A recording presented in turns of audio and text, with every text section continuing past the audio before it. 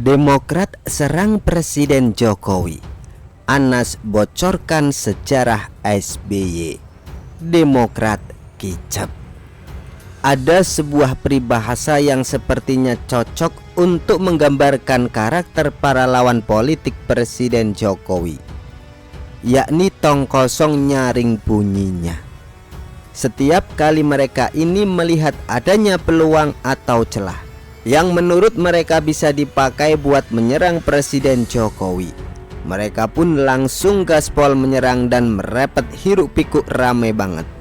Gak pakai mikir, seakan jadi pertanda bahwa mereka ini sedang panik luar biasa. Gitu kan biasanya?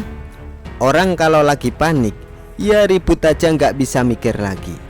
Pada awal April lalu, Presiden Jokowi dan para ketua umum partai politik bertemu di kantor DPP PAN tanpa mengundang Nasdem. Pasca pertemuan itu, mencuat wacana koalisi besar atau koalisi raksasa. Koalisi besar ini tentunya menakutkan buat koalisi perubahan yang berisi Demokrat, PKS, dan Nasdem, karena banyaknya dan luasnya mesin politik yang bakal jadi saingan mereka. Waktu itu kan Ganjar Pranowo belum dideklarasikan sebagai capres. Apalagi kalau nanti koalisi raksasa ini sudah punya pasangan capres-cawapres. Sementara di koalisinya sendiri, Demokrat belum berhasil mengusung AHY untuk jadi pendamping Anies. Hasilnya ya panik sendiri. Oleh sebab itu, Demokrat pun mulai menyerang Presiden Jokowi dengan isu netralitas. Bahkan waktu itu Demokrat sempat menyebarkan isu bahwa PDIP nggak diajak dalam koalisi besar bentukan Presiden Jokowi gara-gara Ibu Megawati waktu itu nggak hadir. Namun yang paling banyak diserukan oleh Demokrat adalah soal netralitas, yang katanya Presiden Jokowi ini harus meneladani SBY yang ketika jadi presiden tidak mencampuri urusan koalisi. SBY netral? Bukannya dulu pada Pilpres 2014 SBY mendukung salah satu paslon, Prabowo Hatta. Banyak kok rekam jejaknya, tinggal di Google saja ya. Nah, kembali ke masa kini.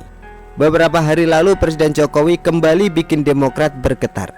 Presiden Jokowi mengumpulkan para ketua umum partai untuk bertemu di Istana Merdeka, tentunya tanpa mengundang Nasdem.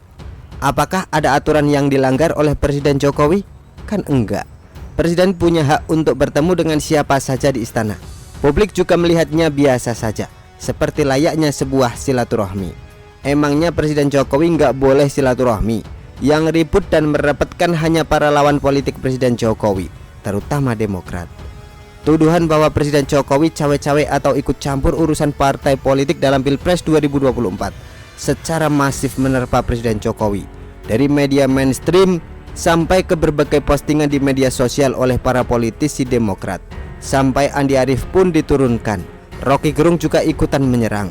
Widih, keroyokan ini ya. Selain para politisi Demokrat, para buzzer juga ikut menyerang Presiden Jokowi, menuduh cawe-cawe, menuduh Presiden Jokowi gelisah menjelang habis masa jabatannya dan sebagainya.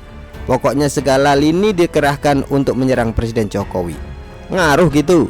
Sebenarnya serangan-serangan Demokrat ini jadi hambar sendiri. Begitu para netizen membongkar rekam jejak SBY, banyak sekali pemberitaan di media yang tersedia.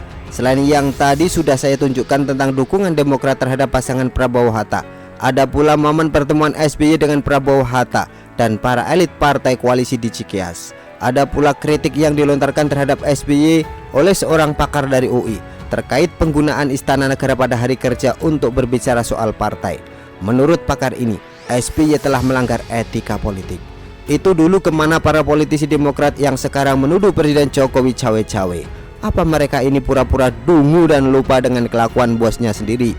Lagian, yang ributkan hanya para politisi dan para buzzernya.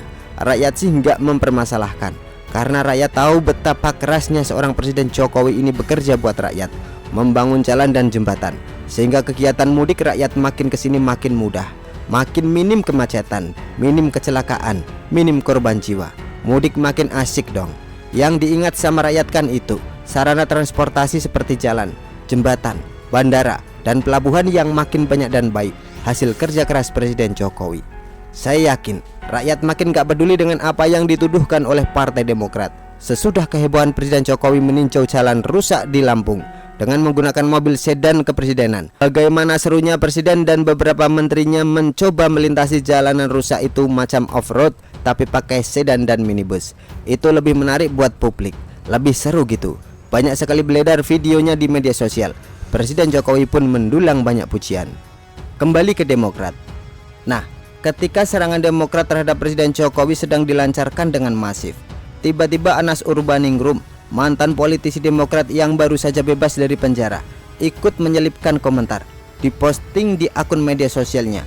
Menurut Anas, ketika SBY masih jadi presiden, pertemuan dengan pimpinan partai koalisi di era SBY sering dilakukan di Cikeas, namun juga pernah beberapa kali digelar di istana. Entah maksud komentar Anas ini memang ada niatan membantu Presiden Jokowi ataupun tidak, namun komentar ini sangat menohok buat Demokrat. Membongkar jeroan SBY lebih dalam dari berita-berita yang ada di media. Bisa jadi Anas sedang menggertak Demokrat untuk kepentingannya sendiri. Kita nggak tahu itu ya. Yang pasti, saya kira Anas ini sedang pamer kekuatan sama Demokrat. Memberikan contoh sedikit saja, bahwa sedikit saja Anas ngomong soal SBY, efeknya itu bisa banyak. Yang diceritakan Anas itu kan secara otomatis mematahkan semua serangan tuduhan para politisi Demokrat terhadap Presiden Jokowi. Jadi hambar dan gak berarti. Sebuah pelajaran tersendiri buat Demokrat. Sebenarnya tanpa komentar Anas, saya kira Presiden Jokowi gak akan terpengaruh oleh serangan-serangan Demokrat. Sementara yang terpengaruh oleh komentar Anas hanya Demokrat sendiri. Presiden Jokowi justru sedang mendapatkan penilaian terbaik dari rakyat. Dalam berbagai survei kepuasan terhadap kinerjanya, Presiden Jokowi mendapatkan angka tertinggi. Seperti dari Poltreking, angkanya mencapai 74,7%. Dari indikator kepuasan publik terhadap kinerja Presiden Jokowi mencapai 78,5%. Sedangkan dari LSI mencapai angka 82%. Rakyat pasti lebih memandang Presiden Jokowi ketimbang mendengarkan ributnya Partai Demokrat. Begitulah kura-kura. Artikel diambil dari Syu.com, ditulis oleh Nina Nur. Bagaimana menurut Anda?